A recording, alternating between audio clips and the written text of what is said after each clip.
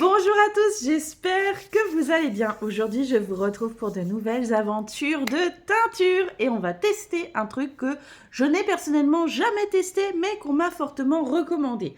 Avant toute chose, on va déballer la laine que l'on a reçue de chez Laine sous les pommiers. Une exploitation dont j'ai déjà parlé, surtout n'hésitez pas à aller voir la vidéo que j'avais faite. Donc pour rappel, chez Laine sous les pommiers, on trouve de la laine 100% mouton avranchin. Il faut savoir que la laine de mouton avranchin, c'est une laine qui est de super bonne qualité. Elle est classée deuxième, juste après la laine mérino. Oui, je vous assure, c'est vrai, n'hésitez pas à vérifier. Donc voilà, on est vraiment sur de la belle laine de très belle qualité. Et... oh, juste je sens, ça sent l'odeur du mouton. Ça sent trop bon le mouton. Alors j'ai une jolie petite carte, vous voyez, avec mouton avranchin. Donc je suis super contente. Voilà, c'est trop bien. Je vais pouvoir me la mettre sur le frigo. Tiens, je vais me la mettre sur le frigo. Allez, donc j'ai commandé 5 écheveaux à teindre. Exactement les mêmes que le premier écheveau que j'avais teint. Oh, ça sent délicieusement bon. Ça sent le mouton. Alors, il faut savoir qu'après la teinture, en général, la laine sent un peu moins. Elle sent un peu moins le mouton. Mais pas beaucoup, juste un peu. Moi, j'adore cette odeur personnellement. Donc, c'est vrai que même après la teinture, ce que je suis contente, c'est qu'on garde encore une légère odeur de mouton. Et moi, je trouve que c'est pas désagréable. Alors j'ai pris un fil hareng, je crois que c'est comme ça qu'on dit hareng. Donc c'est-à-dire un fil pas trop épais, pas trop gros parce que je suis pas une très grande fan des très gros fils. Je pense que j'en teindrai par la suite étant donné que j'ai vu qu'il y a déjà un petit peu de demandes qui m'ont dit est-ce que tu feras de la teinture sur du fil un peu plus gros? Oui, je pense que j'en ferai.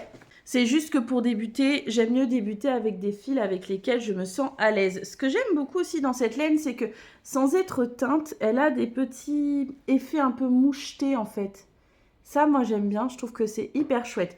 Et du coup, j'espère que je vais réussir à garder un petit peu ce côté-là sur une ou deux des teintures. Je vous explique. Il y a une ou deux des teintures que je vais faire où en fait, je vais réutiliser le bain d'anciennes teintures qui ont déjà teint. Oui, on va dire comme ça, mais où en fait, je vois que le bain est encore coloré, donc ça veut dire qu'il y a encore du colorant dedans qui pourra colorer de la laine, sauf que ça fera certainement une couleur assez claire, on va pas se mentir, hein. Et du coup, je me dis qu'en ayant une couleur assez claire, peut-être qu'on conservera un petit peu le côté moucheté, ça serait pas mal. Par contre, on va tester quelque chose de différent. On va changer le mode de mordançage pour cette vidéo. Pour ceux qui ont suivi mes premières aventures, vous avez vu que pour mes 2 premières aventures, j'ai fait un mordançage au vinaigre blanc. Alors je regrette pas, c'est vraiment génial, j'adore le rendu.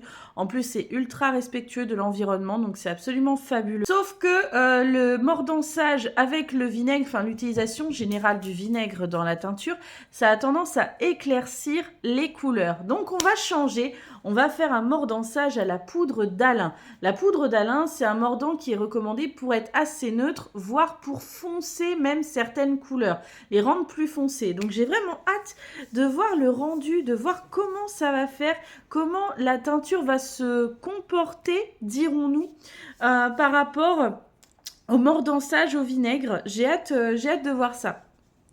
Donc je vais tout de suite lancer les 2 premiers écheveaux en mordançage, donc c'est-à-dire les faire tremper pendant quelques heures dans un mélange d'eau et du coup de poudre d'Alain pour changer. Et ensuite, on passera à la teinture. Je vous retrouverai à ce moment-là parce que bon, la partie mordançage, je vous en ai déjà parlé. Voilà, on fait tremper donc notre laine dépliée dans un mélange d'eau et le mordant qu'on utilise, donc soit du vinaigre, soit de la poudre d'Alain. Il y en a qui utilisent aussi, je crois, de l'oxyde de fer ou des choses comme ça. Moi, déjà, vinaigre blanc et poudre d'Alain, qui sont des ingrédients qui, je sais, sont respectueux de l'environnement. Pour commencer, on va déjà faire avec ceux-là. Et donc là, on va tester avec la poudre d'Alain. C'est parti!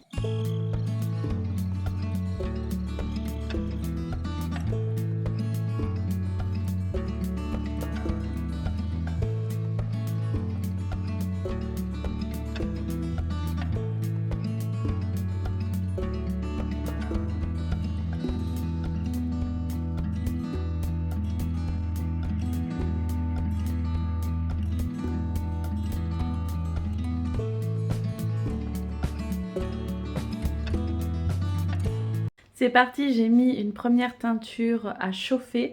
Le temps qu'elle monte à la bonne température, je vais préparer la deuxième parce qu'il faut encore que je la filtre. Donc sur cette première teinture, on est sur un mélange d'herbes aromatiques, donc avec de la menthe, du thym, tout ça. Voilà, qui donne en tout cas à la teinture un côté jaune. Hâte de voir ensuite, hâte de voir le rendu après.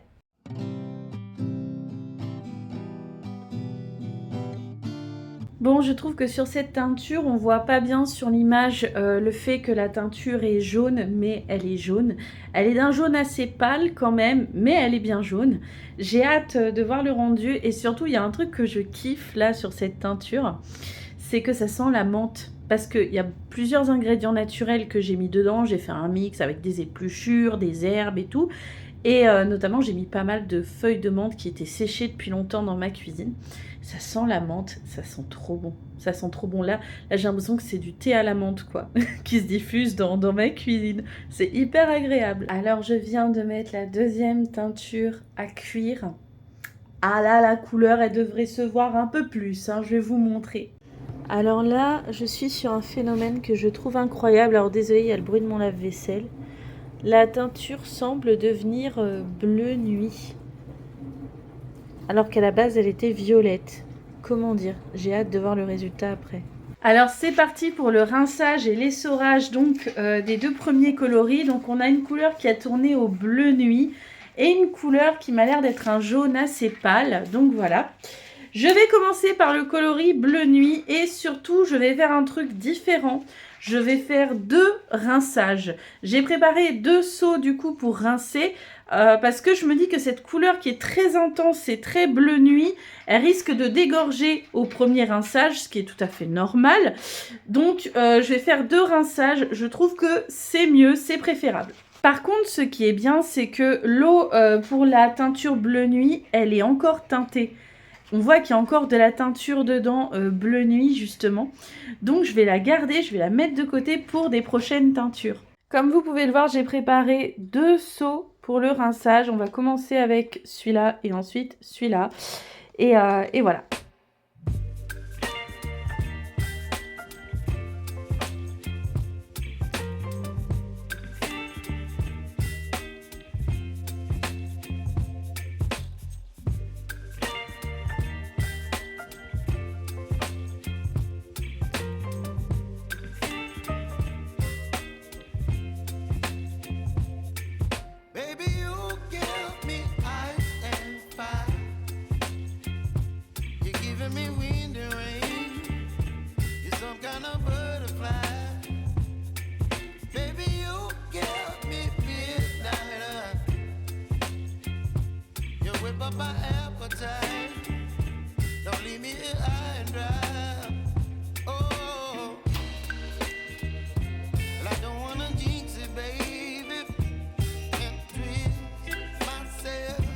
Alors je m'attendais pas à ce rendu là sur la laine bleue et franchement j'aime énormément, je trouve que c'est vraiment très sympa comme rendu.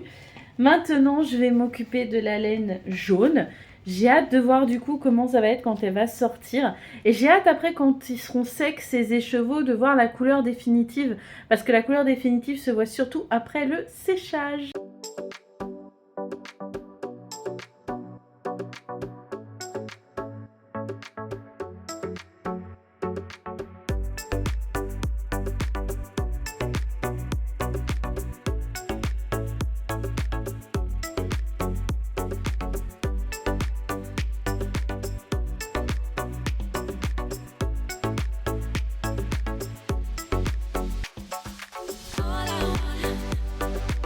All I want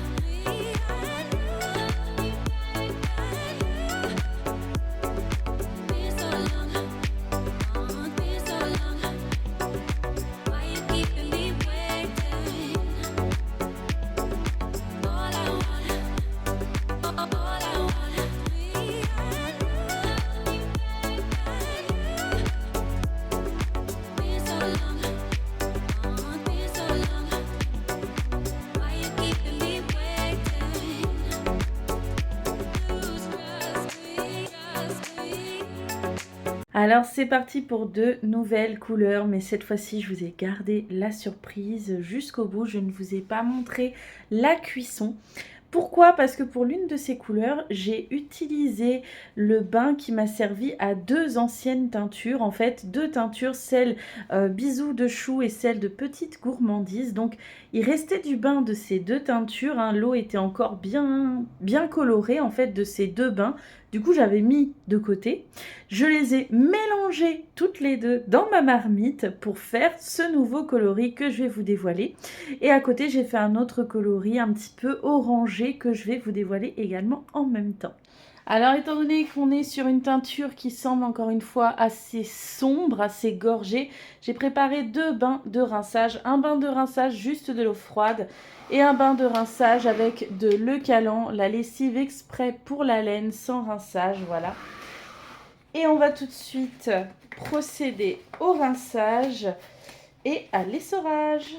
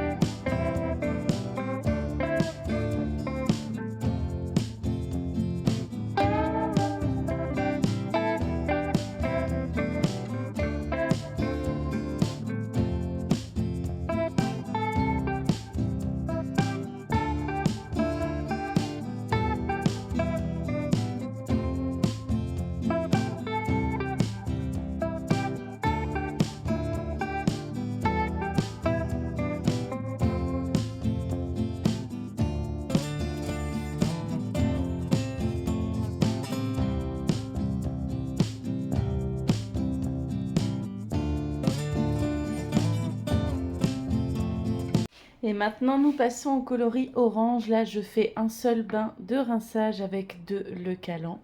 Et je fais ensuite l'essorage. Et lorsque les 2 couleurs seront sèches, je vous montrerai le résultat.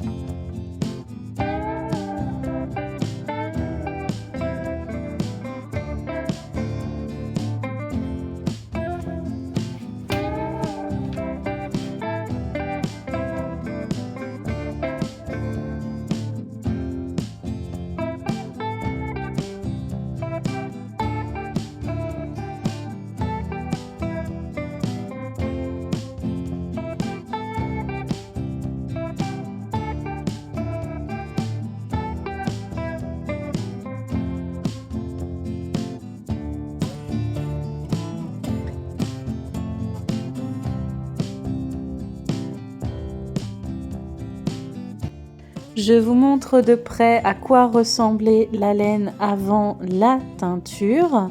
Et maintenant, le résultat des 4 écheveaux que j'ai teints. J'adore, je suis totalement fan, comme quoi avec du végétal, on obtient des couleurs incroyables. Un gris argenté, un bleu et des jaunes absolument sublimes. Je vais d'ailleurs les emmener avec moi lundi 26 février au Salon de l'Agriculture, vu que je serai sur le stand de laine sous les pommiers, d'où vient cette laine. Alors n'hésitez pas à venir m'y retrouver pour les découvrir et pour discuter. À bientôt pour d'autres vidéos.